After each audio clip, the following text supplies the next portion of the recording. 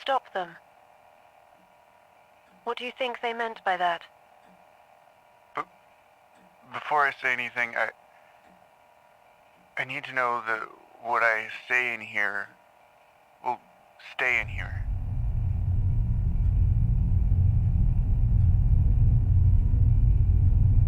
Of course, Nate. Like I mentioned earlier, there is no safer space for you to talk about your past than in this very office. I'm here to listen. The only way that anything you say will leave this office is if you want it to. Now please, go on. Okay. Thank you. I appreciate it. Well, when he first said stop them, I really didn't think much of it at the time. But that night, it was the only thing I could think about. Stop them. Stop them. Stop them. It was like a broken record that kept playing the same line over and over and over again. And again, I couldn't sleep. I'm not sure that my eyes even closed at all that night. That night, there was no dreaming, there was no dozing off, there was no reprieve from any of the thoughts in my head. What thoughts were in your head? It was nothing good. It was bad thoughts. Very bad thoughts. Can you please try and expand on that? They were just these intrusive thoughts that just wouldn't leave my head. Thoughts of the people I love being murdered, stabbed over and over. The floors and walls were stained with blood. That's what I had to deal with for what felt like months at the time. Minutes felt like hours. Hours felt like days. I was being tortured by these gruesome visions, and stop them, on loop until finally my alarm clock went off. It wasn't months. It wasn't even days. That was all just a single night. That was the last night I... Go on, Nathan. Like I said, the alarm clock went off, and I woke up that morning feeling pretty okay, actually. Everything was going well. It was a Saturday morning, and my parents were sleeping in. They were both working really late the night before, so I came up with an idea. I was being not like myself for a while, so I wanted to come up with a way to try and make it up to them. I decided I was going to surprise them with breakfast in bed. Well, that is a very thoughtful thing to do. Yeah, I really meant well. I quietly got out of bed and made my way down to the kitchen.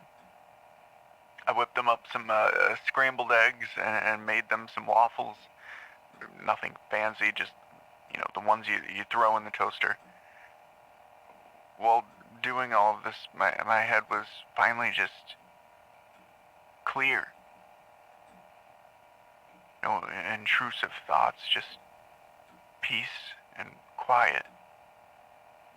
I grabbed their food and some butter and syrup and some silverware and put it on one of those, I don't know really even what it's called. One of those breakfast in bed trays. And then I went back upstairs and made my way to their bedroom. I opened the door and they were both just laying there, side by side under the covers. Go on.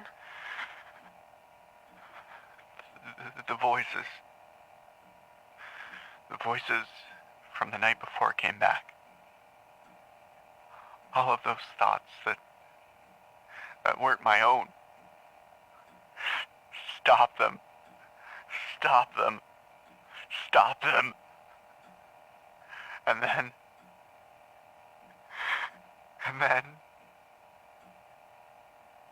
Nate, you need to continue. I lost all control. And what exactly does that mean? It means that while I was physically and mentally there in that room, it was like something else was in the driver's seat, controlling my body. I placed the tray onto the floor by my mother, and I picked up the knife they would have used for their food. Wait. I silently circled around the bed to where my dad was lying there, peacefully. I lifted the knife. No. And plunged it deep into his chest. What the fuck is this? That's not what happened. That can't be what happened. Oh. I mean, I guess it could be. I wasn't there. I have no idea. All I know is I never met my grandparents on my dad's side. And this could be why. Jesus Christ. What the fuck did you do, Dad? God damn it. Okay, Steve. Just for you. I'll keep listening. Hmm? Interesting. And how did that make you feel? Well, What the fuck kind of response is that? I wasn't done. I just stood there, watching the blood pour from my father's chest onto the bed. He didn't even have enough time to make a sound. Just one stab and he was gone. I don't know whether it was the movement of the bed or it was some rogue blood splatter, but my mother woke up. She turned to me with horror and confusion in her eyes. Nate, what did you do? What did you do? And what did you say to her? Why are you so fucking casual about this? Stop them. I started walking to the other side of the bed, and she shot up and bolted towards the bathroom door, locking herself in. I didn't chase her. I just followed her to the door and stood outside with her screaming at me, "Nathan, what are you doing? Please don't!" And in that moment, what were you thinking? She should have ran downstairs. She could have gotten away if she just ran down the stairs. I used the tip of the knife to jimmy the lock and get the door open. When I got the door open, all I could hear was, "Stop them! Stop them! Stop them!" She frantically began backing away from me, arms stretched out in front of her to push me away if I got any closer. She backed up so far that she tripped on the edge of the bathtub. And then she stopped moving. It took me a minute to notice the blood. She must have hit her head on the faucet on the way down. I think she was already gone at that point. But I could still hear the voice in my head. "Stop them! Stop them! Stop them!" So I climbed on top of her and just started stabbing. I stabbed and stabbed and stabbed until the voices finally just stopped. The typically white bathroom was now stained a deep crimson red. It was so dark. It almost seemed black. Interesting. What sort of headspace were you in that exact moment? Yeah, really fucking interesting. Cold-blooded murder. What the fuck? Both of my parents were dead. And I was the one that killed them. Well, not me. I mean, physically, it was me, but I wasn't in control. They were gone and I just didn't care. I finally regained control of my body, knowing full well what I just did to them, and I didn't feel one way or the other about it. No tears, no sadness. Perhaps you were just numb to what you did. It's called disassociation. It's where you disconnect yourself from the situation as if it isn't happening to you, as if it's happening to another person entirely. No, that's not what it was. I wasn't disassociating. I know that there was someone else in control, making me do the things that I did not want to do. I loved my parents. I loved them so much. That's why I was so confused. Why didn't I care that they were gone?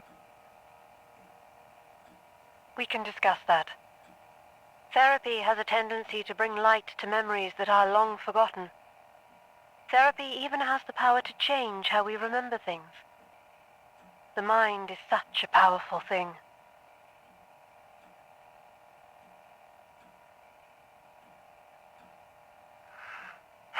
Well, immediately after that,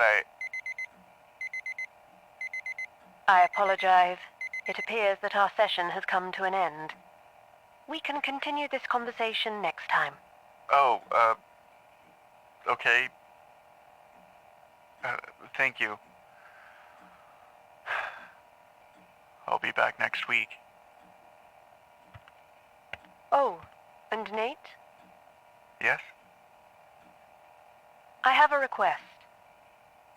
I want you to go home, sit down and relax.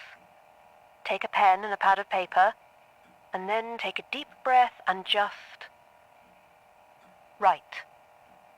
Don't even look at the paper. Just close your eyes and put the pen on the paper and write until you think you are done. Okay, I can do that. But why? Free writing can help fill in the gaps in our memories. It isn't a guarantee, but I think if you give this a shot, it can really bring into focus some of those more blurry moments from your past. Okay. I will try my best. Thank you. That's all I ask. I will see you next week. Why is this conversation so normal? He just said that he stabbed his mom, my grandmother, over and over in the chest after she was already dead, and her response was just, oh, huh, that's interesting. That's not a normal human reaction. I don't care if she's trying to be neutral about the situation. That isn't right. Therapist or not, that's wrong. But in both of these sessions, with both of these therapists, they mentioned free writing. Maybe they're onto something. Maybe I should give that a shot. If there's a chance that doing it could help fill in some of the gaps in my memory, I need to try it.